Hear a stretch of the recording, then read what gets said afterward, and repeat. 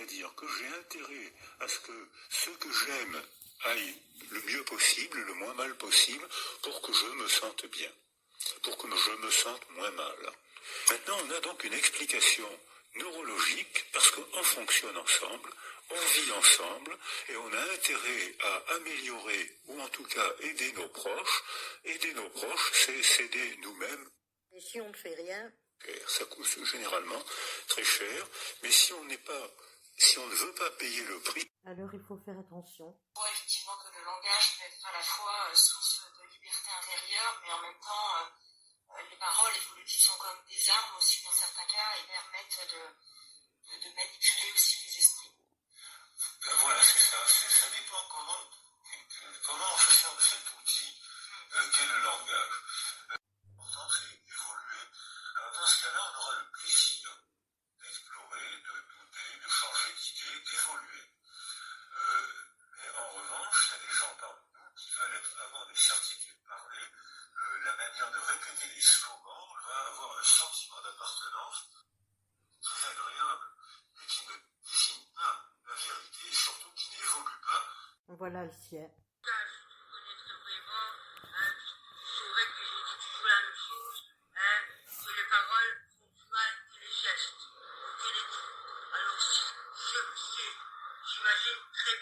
Répète la même chose. S'effondrer parce que quand le milieu évolue, et le milieu ne fait que ça, on évolue constamment physiquement et bien sûr intellectuellement encore plus. Le milieu passe son temps à évoluer, si bien qu'arrive un moment où là on n'est plus adapté au milieu et elle s'effondre, c'est ce qu'elle a de mieux à faire, mais entre-temps, elle a gâché la vie de une ou deux générations.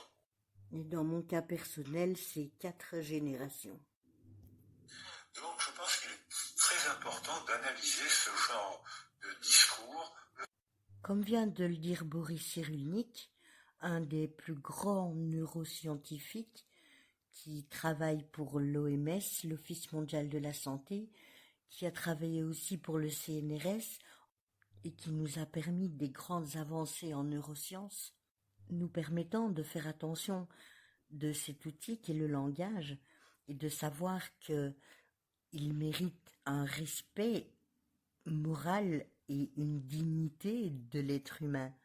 Et de par ce fait pouvoir identifier le mépris, le manque de respect et l'absence de considération pour ce conjoint décédé que l'on affiche comme sa moitié et ainsi qu'envers ses proches. Une absence totale d'empathie, incapacité à découvrir le monde mental de l'autre. Comment peut-on valider la plus pire des inconsidérations face à la mort de cette personne que l'on affiche comme sa moitié? Je voudrais que les personnes comprennent que la vérité qu'on essaye de leur faire croire depuis bien trop longtemps n'est pas du tout la réalité. Mais également aussi à certaines autres personnes que ce qu'elles font peut avoir des conséquences pour elles-mêmes, parce que la loi est parfaitement claire à ce sujet. On ne peut pas se servir des réseaux sociaux pour dire n'importe quoi sur n'importe qui, et cela est valable aussi dans la vie privée. Tu en as parfaitement conscience, puisque quelques heures après, ce dernier commentaire que tu vas poster, commentaire dans lequel tu reconnais que de l'avoir isolé et privé de ses valeurs, automatiquement tu étais responsable de son décès, eh bien ce compte, profil Facebook, ouvert il y a 4 ans, plus ou moins la date où tu t'es mise en couple avec lui, tu le supprimeras définitivement, ou en tout cas rendu inaccessible. Un compte sur lequel tu étais active assez régulièrement depuis ces 4 années. Pourquoi le supprimes-tu? Pourquoi est-il HS définitif comme ça? Alors moi je le sais, je le suivais pour effacer toutes ces preuves de mépris envers lui et sa famille. Toute personne a droit à sa dignité et à son honneur. Et en outre, la jurisprudence a reconnu que le droit à la réputation est d'une importance primordiale pour toute personne physique ou morale, et que le droit à la liberté d'expression n'est pas un droit absolu et qu'il comporte des limites. Et de nombreuses décisions quant à la diffamation et aux atteintes à la réputation sur Facebook le prouvent.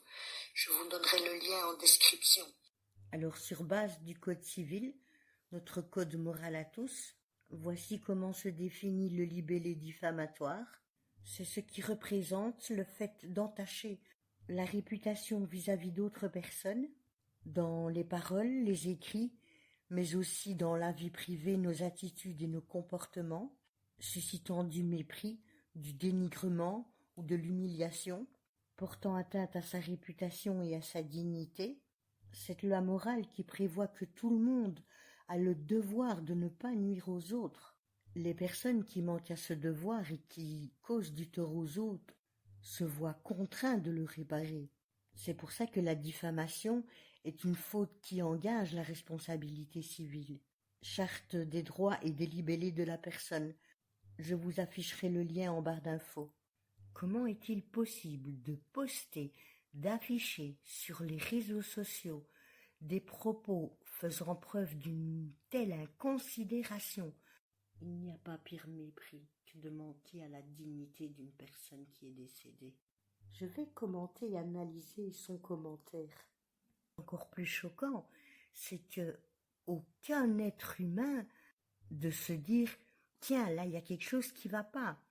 Alors que l'algorithme Facebook est capable de le faire. C'est lui qui m'a indiqué tout ça. Et ce que je souhaiterais, ce n'est pas tellement de la dévoiler, elle, de manière personnelle, mais c'est plutôt de nous apprendre, comme moi j'ai appris avec l'algorithme, à pouvoir identifier ces personnes présentant un trouble de la personnalité, qui les rendent destructrices de la vie et d'une famille, et qui s'en sortent avec « Ah, je suis bête et méchante, pardonnez-moi ». Analyse dignité. Que l'être humain possède une dignité, il ne peut pas être traité comme une chose.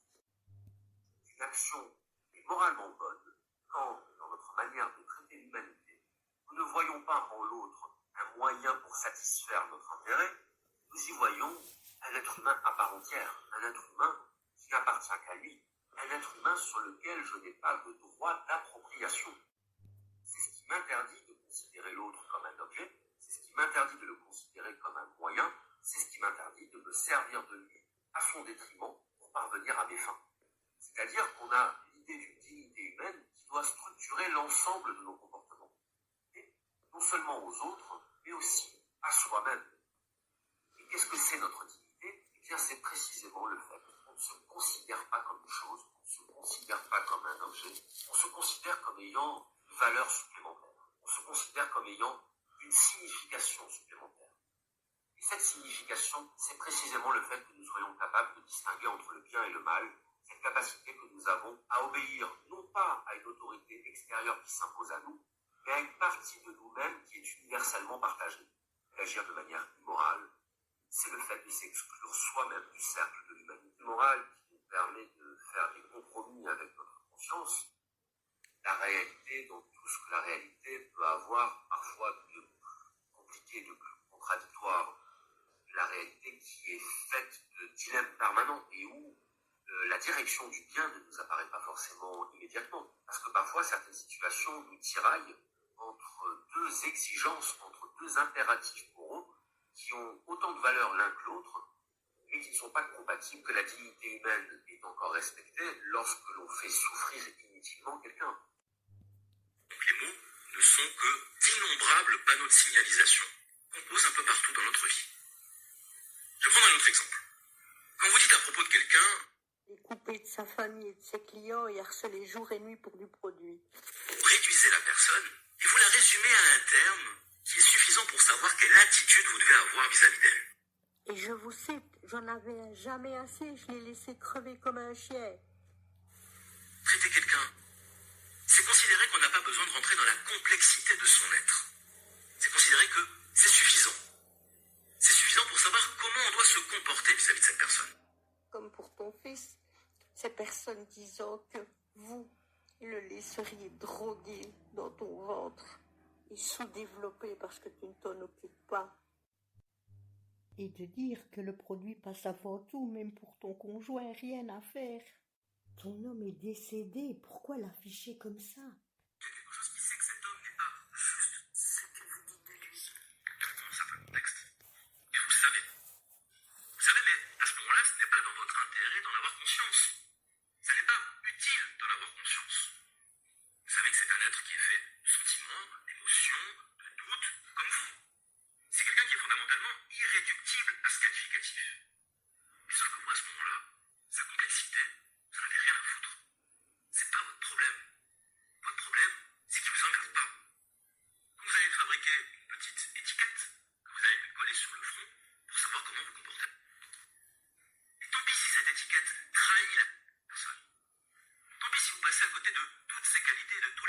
éléments de sa personnalité.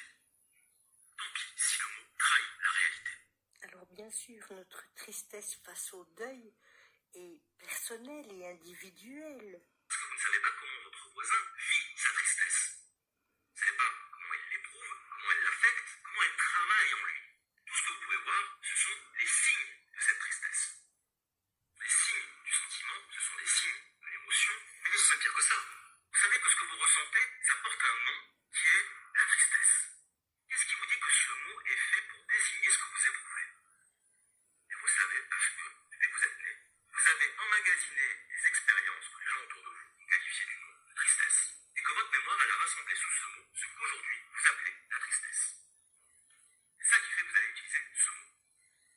C'est ce regroupement d'expériences ayant des caractéristiques communes et qui vous fait penser que ce que vous éprouvez, ça correspond à ça, rentre dans cette case. Et vous l'avez fait parce que vous êtes obligé de le faire. Vous êtes obligé d'utiliser des mots imparfaits, des mots imprécis, pour décrire votre expérience et la signifier à autrui. Mais les mots que nous utilisons, ce ne sont que les mots que nous avons déjà entendus et que nous estimons aptes à décrire le moins mal possible ce que nous éprouvons. C'est tout ce qui ne parvient pas à dire. Difficile de croire qu'elle ressent de la tristesse. Véritable fonction du mot lorsqu'on veut exprimer une émotion, c'est de signifier le comportement qu'on attend en retour de cette émotion. Quand vous ne cherchez pas seulement à lui transmettre une information, vous attendez une réciprocité.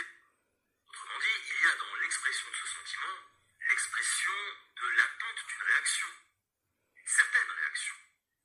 Parce que si votre réaction c'est de dire ok, j'ai bien pris note, mais je pense que la personne en face de vous, Eh bien, elle va pouvoir mettre des mots sur ton attitude, ton indifférence, ton inconsidération, ton absence, ta disparition. Après cet ultime commentaire sur la manière dont tu considères les autres. Ces personnes qui te sont proches, qui étaient ta famille. Donc, c'est votre meilleur allié. La connaissance, c'est toujours quelque chose de plus, et jamais quelque chose de moins. La raison, c'est une faculté humaine universelle qui va se développer de manière diverse selon les personnes. Mais qui n'a rien à voir avec l'intellect et la bêtise. Notre faculté logique, elle nous permet de le comprendre. On n'a pas besoin de faire appel à des connaissances supérieures pour en tirer cette conclusion logique. Ça nous saute à l'esprit. Parce que d'une évidence logique, il ne peut naître qu'une conclusion logique. Et ceci est très intéressant parce que ça nous permet de définir ce qu'est la connaissance. Et toi, comme tous les autres êtres humains, tu as connaissance que de priver quelqu'un de ses valeurs fondamentales qui lui permettent de s'accrocher à la vie, allait entraîner son décès et donc la responsabilité. Une construction n'est pas une production, une création d'idées. La connaissance, c'est une reconnaissance. Autrement dit, la connaissance est un dévoilement. Qu'est-ce que ça veut dire? Ça veut dire que connaître, ce n'est pas créer quelque chose qui est vrai. Connaître, c'est lever le voile sur quelque chose qui est vrai. La connaissance est un dévoilement, c'est-à-dire littéralement le retrait du voile.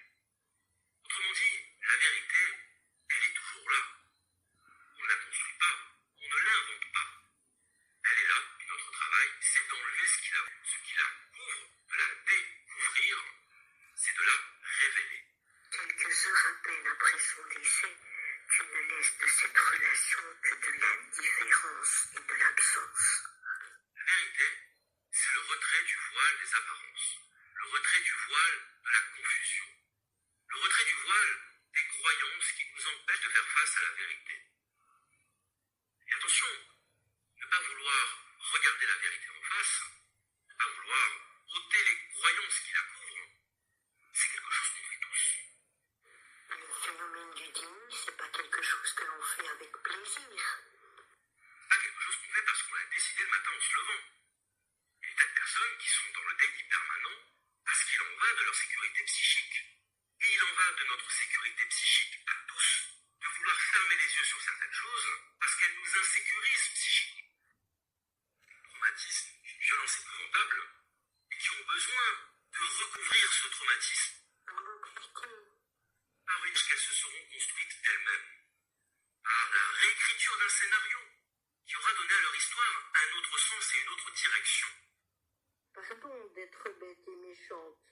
Donc, puisque tu racontes donc que je manque de respect, peut-être que je le réexplique. Même si j'ai la certitude que tu es loin d'être bête pour ne pas en connaître la signification, ainsi que son impact quand nous en manquons envers ceux que nous aimons. respect c'est quoi? C'est penser et agir positivement envers les autres. Le respect, ça implique aussi de se soucier de l'impact Que notre comportement, nos attitudes, nos paroles peuvent avoir comme impact envers les autres êtres humains. Responsable, mais prend-elle ses responsabilités? Analyse clinique de la culpabilité. D'autres sanctions, ça permet effectivement la culpabilité de leur faire comprendre que attention aux uns, attention aux autres, tout n'est pas permis, tout ne se fait pas, on ne peut pas être trop spontané, il y a des enjeux, il y a des intérêts, attention aux petits copains, attention à maman, attention à papa, attention à ceci, attention à cela. Ça organise effectivement cette autre structure capitale dans notre vie en société, l'empathie, pour le maintien de notre bonne relation entre nous tous. Donc la culpabilité, elle est la porte ouverte à l'empathie, et j'ai envie de dire tant mieux, parce que sans culpabilité, sans empathie, imaginez la tête qu'auraient les relations humaines dans notre société au jour d'aujourd'hui. Certes, les relations ont évolué, il y a encore suffisamment de choses qui fait que, globalement, les gens se respectent, même si franchement, il y a de sacrés tiraillements. Voilà. Donc la culpabilité est quelque chose, c'est une structure, c'est un sentiment, c'est une émotion qui est nécessaire, et notamment pour la vie de famille et pour la vie en société. Elle est utile, la culpabilité, parce qu'elle permet d'envisager à l'avance l'aspect pulsionnel d'une action, bien évidemment, d'un désir d'agir de telle manière, mais elle vient déjà dire en amont, attention, si tu fais ça, attention, il va se passer ci, il va se passer ça va générer des conséquences. Et cette structure de la culpabilité peut être effectivement très utile, parce que ça rend responsables les gens, globalement les gens responsables de leurs actes, parce qu'ils évaluent les conséquences et qu'ils redoutent les conséquences. Dans le doute, ils s'abstiennent parce qu'ils n'ont pas envie effectivement d'avoir des conséquences psychosociales, voilà, juridiques par exemple. Cette culpabilité est très bien de ce qu'on pourrait faire et qui aurait des répercussions. Et elle évite par sa présence, si on est conscient que nos faits et nos gestes vont générer des conséquences. D'être relationnel, pour éviter effectivement cette sanction sociale, sociétale, et d'une, la sanction de la société, et de deux, la manière d'être vilipendé, avec la honte qui est associée. Tout ceci pour bien comprendre que même si la personne parle de responsabilité dans le décès de Philippe, elle n'a absolument aucun sentiment de culpabilité. Elle ne se sent pas coupable du tout, elle n'a aucun regret ni aucun remords. Par le fait que l'empathie est l'ordre de zéro. Mais néanmoins, est-ce qu'il y a une petite loi chez chacun qui vient dire, oh là, non, d'accord, tu as envie de faire ça, d'accord, tu vas faire ça, mais est-ce que c'est bien de faire ça? Ben là, il pourrait y avoir un petit différentiel. On est bien d'accord, c'est la raison, c'est la morale, le sens moral des choses.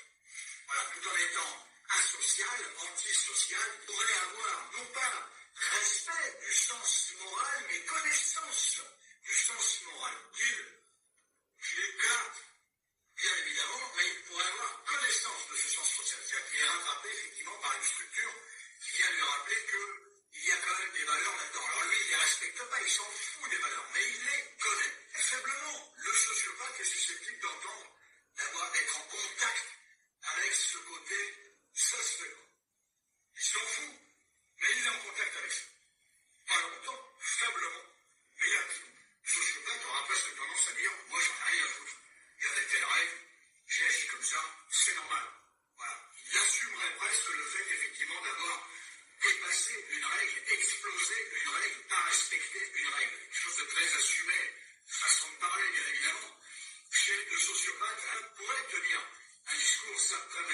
croire, c'est totalement manipulatoire, qu'il y a une forme de regret. Et ça, c'est très intéressant. Il est capable de parler de regret, mais en fait, il ne sait pas ce que c'est, il ne le ressent pas. Il en parle parce qu'il en a entendu parler.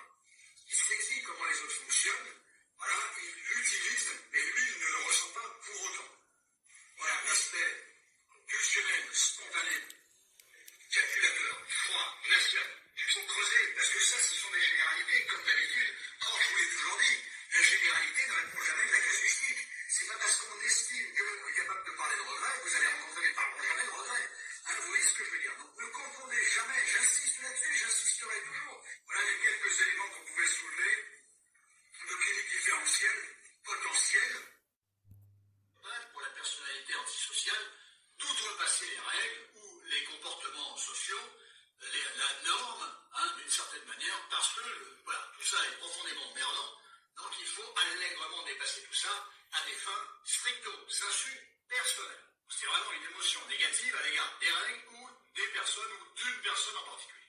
Alors, le mépris des règles, le mépris du droit, le mépris des droits des autres, voilà, c'est pas son problème.